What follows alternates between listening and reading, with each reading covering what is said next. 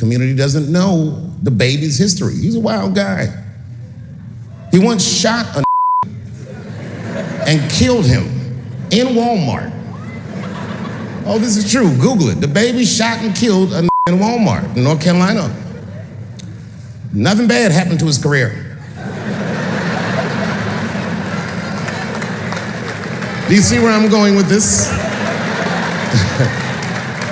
In our country, you can shoot and kill a but you better not hurt a gay person's feelings. I ask you, where do you stand on the issue?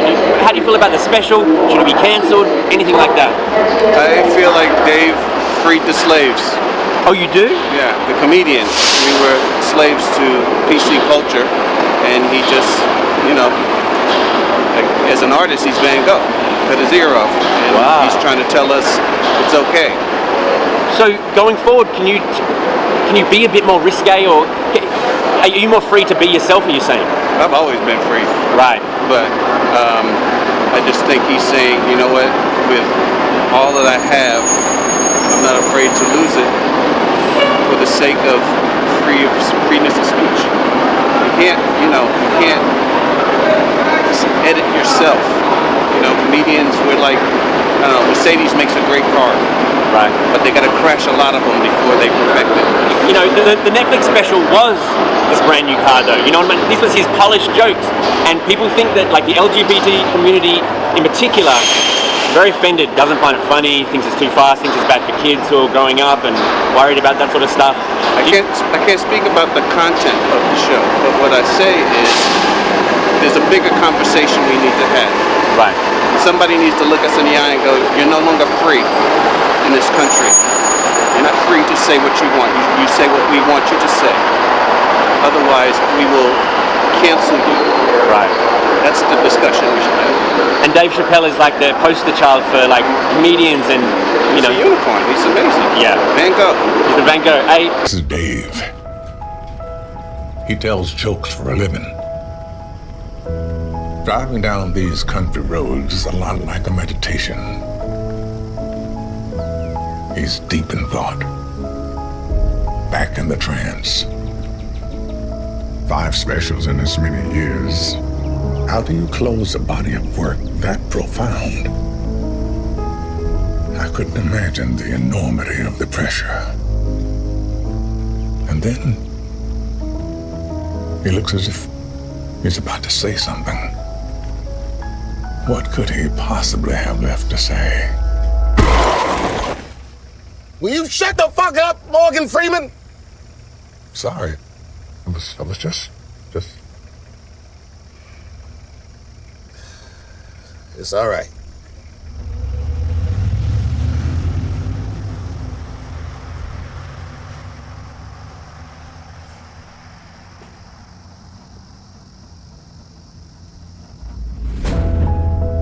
Carry on, Dave.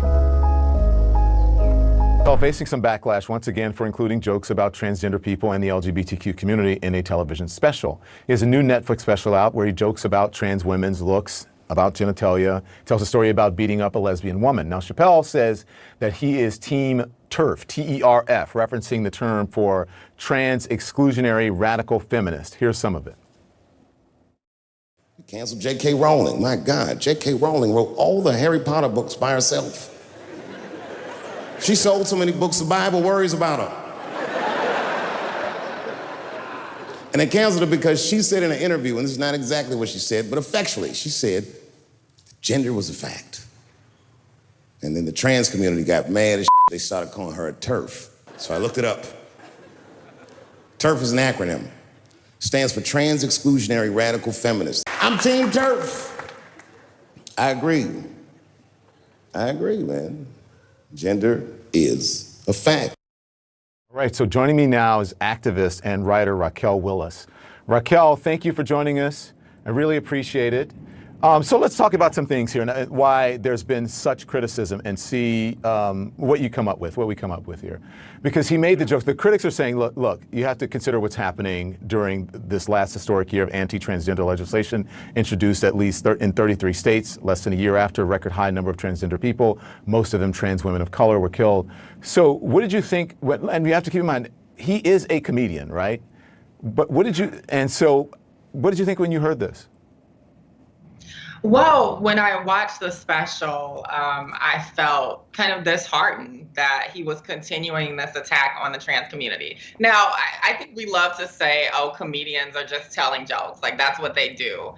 But I think it ignores the fact that they have platforms, and those platforms, the rhetoric that they espouse has real world consequences. For a lot of cisgender straight people who don't know trans people in their everyday life, their first interaction with trans people is through the media. It's through what they watch, through what they read. And so the only things that they hear are these constant misconceptions about our experiences, demonizing words about who we are, saying that we're not women, if we're trans women, saying that trans men are not men, and on, then they're gonna actually bring that into their everyday lives. And that's why we see high rates of violence. At least 38 trans and gender nonconforming folks have been murdered this year. We will continue to see more pieces of legislation put forth that actually impact young trans people. And so I think that's also the other thing too, is that people get so fixated on the adjective of trans, right? The trans part of it, but we are human. And I think that Chappelle did a sloppy job of speaking to our humanity. Yeah, there's a part in there where he talks about his friend, right? And he said, his friend said, I'm not asking you to understand. I'm just asking you to listen, and I'm telling you that I'm having this experience and that I'm a human being. So, is there any part that is redemptive in there, or is there anything you would like to, if you had a discussion with Chappelle, what would you say to him? Well, I think what's unfortunate is that he has not really grappled with the fact that as a Black, cisgender, straight man, he could have easily used his platform to talk about the tensions that exist within our own community as Black folks, right? I think that there's a way that he and other Black, cisgender, straight comedians kind of gloss over the fact that Black LGBTQ plus folks exist.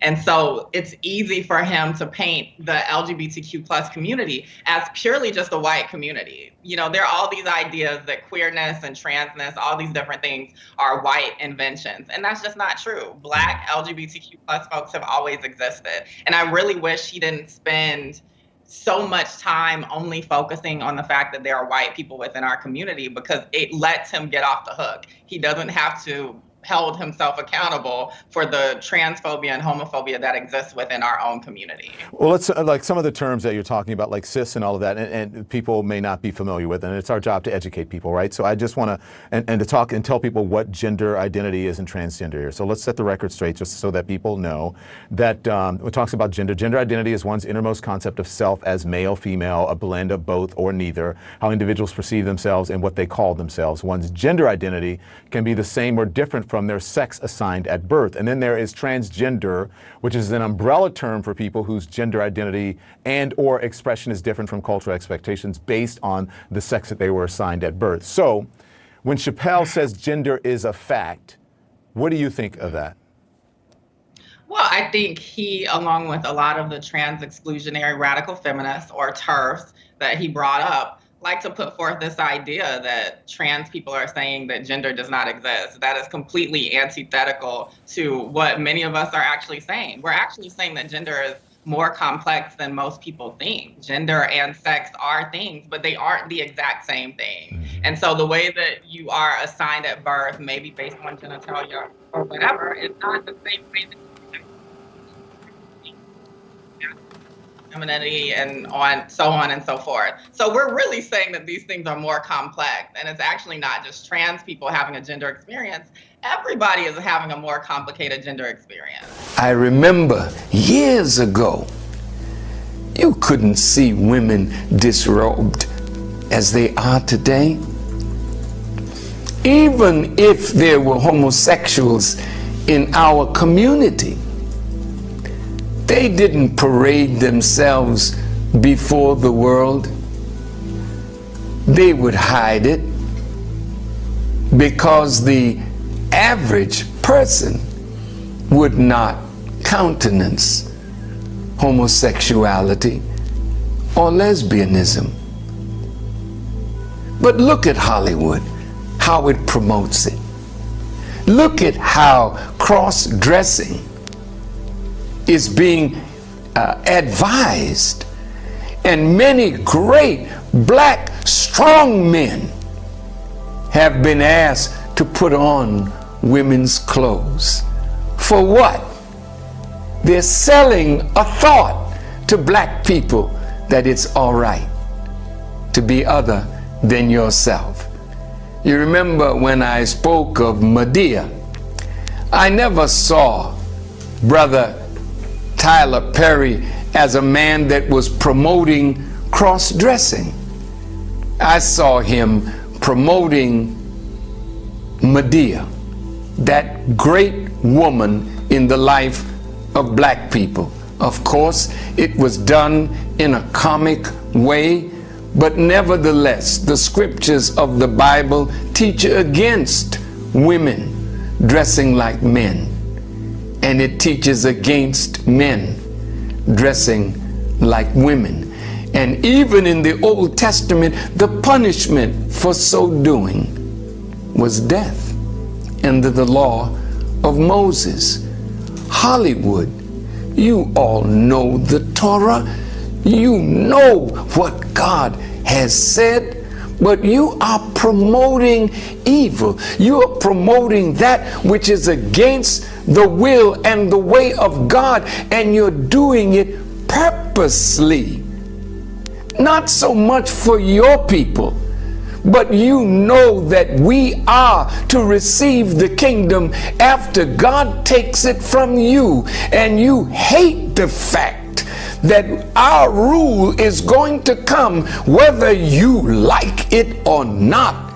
The kingdom will be taken from you and given to this rejected stone, this black man that God has chosen to be his people. You know this, so you want to feed us all the filth that we can eat, all the debauchery that we can stand. So you are now bringing the privacy of sex into public view in your movies, in your magazines, in your newspapers. It's all about sex, titillating the people of America, particularly our young people, to get involved in the kind of behavior that they can see on internet. They can see it in the movies, and it's very difficult for parents even to close their children off from the filth that is abounding in the society,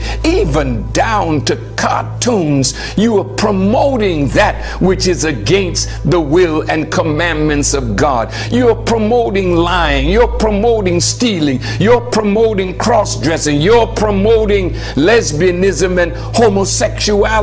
You are doing this purposely, and the scripture says Satan has made evil fair seeming to the people. So we are so confused today. We think it's all right because the scripture says God is love, and I'm in love, and love has to be right because love is of God. See how you have deceived yourself.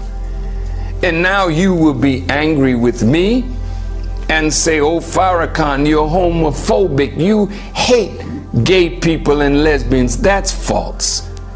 I'm in love with my people. I'm in love with you regardless of how you present yourself. I have never disrespected you. I have had teachers of my violin that are gay. I never disrespected them, nor did they disrespect themselves in my presence. I was educated by a gay person in Detroit because I spoke ugly about lesbianism and homosexuality, and he was hurt. And when I came to Detroit, he asked to see me. And I remember his listening to my lecture, and he came to the private quarters that I had, and I let him in, and we sat and talked. And he wanted to change his way of life, and he gave me guidance he didn't know he was guiding me, but he was telling me about the language that I used. It was the same with rabbis that I sat down and talked with. They had dinner in my home, and they told me that some of my language was hurtful to them. They didn't know it, but later I told this former chief rabbi, dean of the rabbis in Chicago, that what he told me, I thought about it. I'm not interested in making white people enemies of ours. I'm not interested in stirring up hatred in you for me or for us, but I have to give you the message whether you hear or forbear. So I try now to be more careful in the way I speak, because it is not my desire to hurt your feelings, but the Honorable Elijah Muhammad says, truth hurts, but it only hurts the guilty. And I remember Brother Malcolm one day when he was lecturing at a college, and the people started hissing, the Caucasians, against him.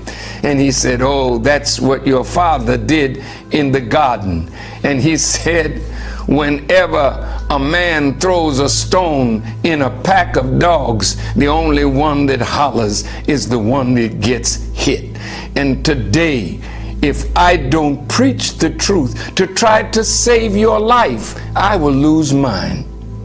And if I don't warn you of what the consequences are, and you continue in what you're doing with no desire even to change because you think you are living right, this enemy is a scientist of evil.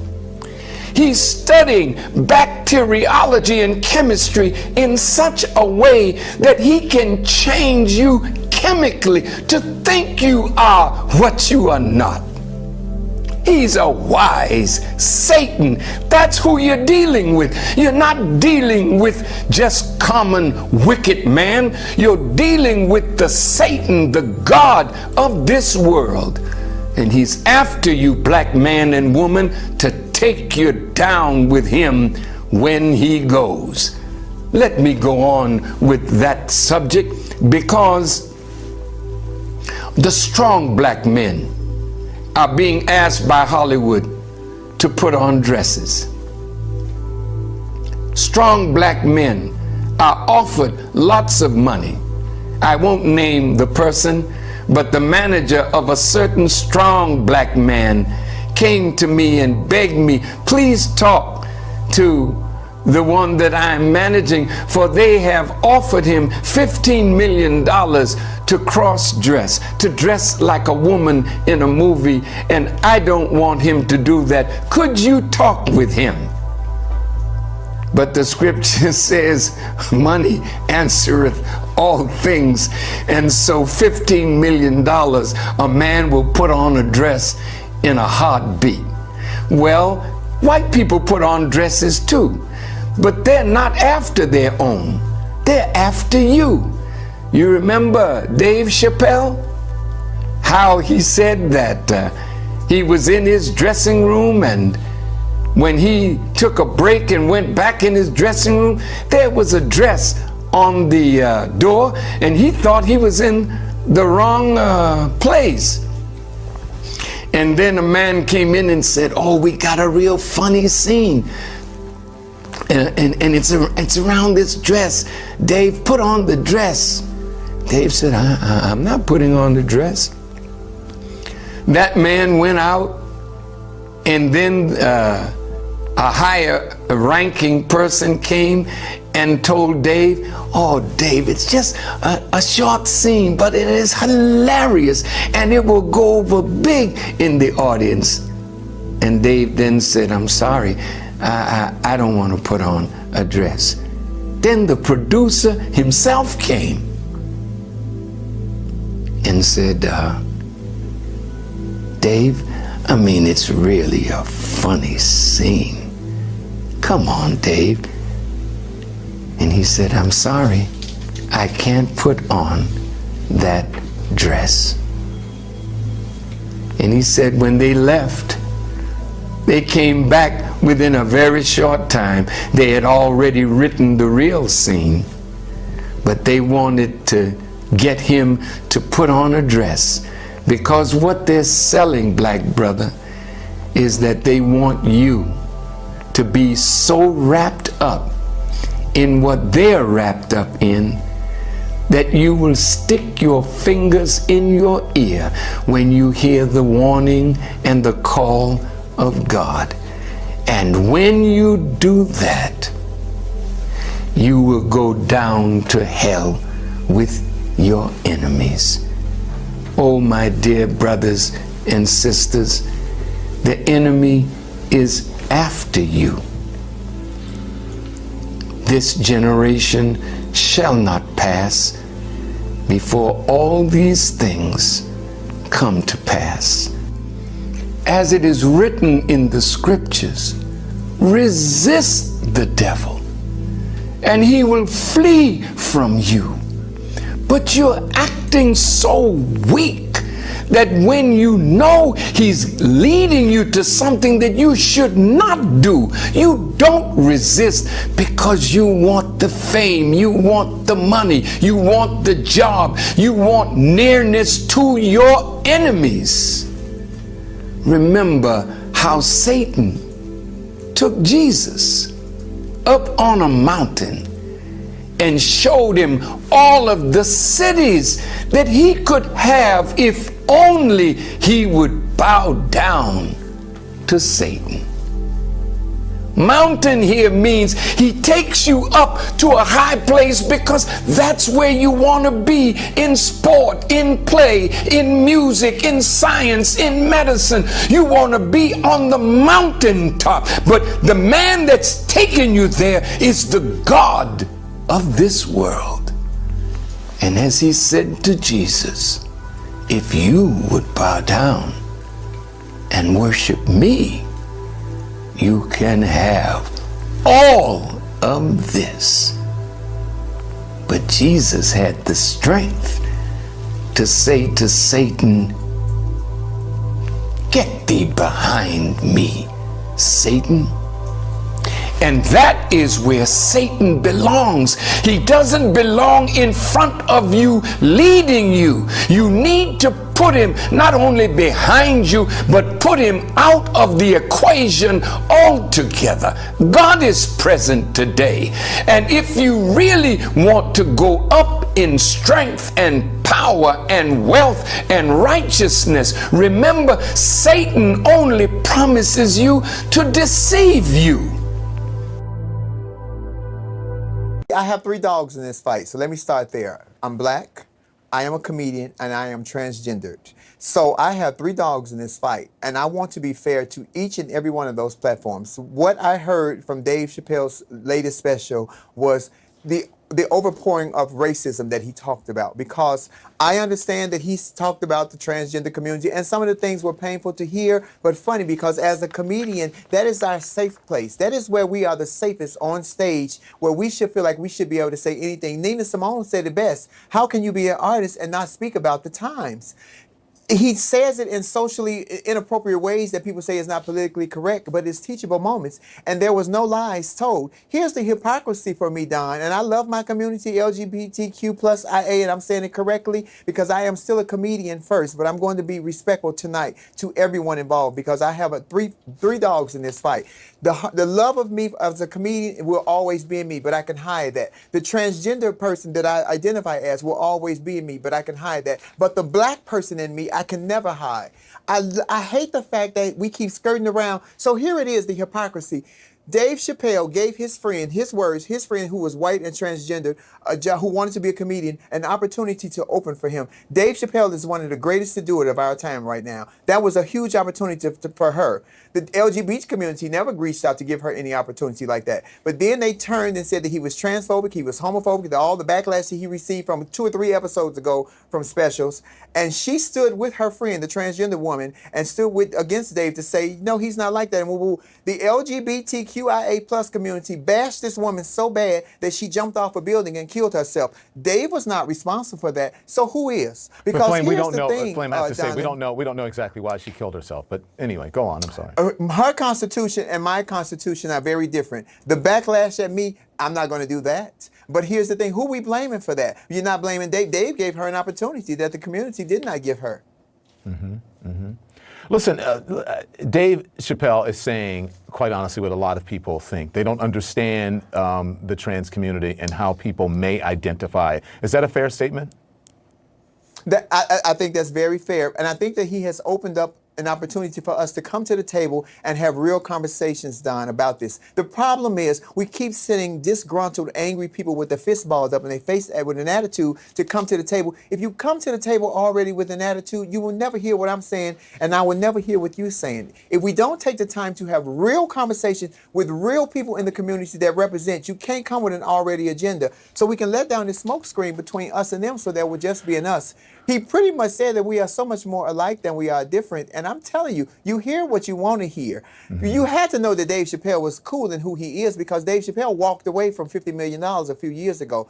It is in the Bible and it says, for what does it profit a man to gain the whole world and lose his soul? Hey, the Flame. money was never the problem. He came back, yes. Let me ask you this, because I've heard your stand-up and you say that we fight over the wrong things. We get too hung up on titles, Yes. and even as African Americans and as members of the LGBTQ plus community, that we get too hung up on things that are, look, you call people what they want to be called. That's how I feel.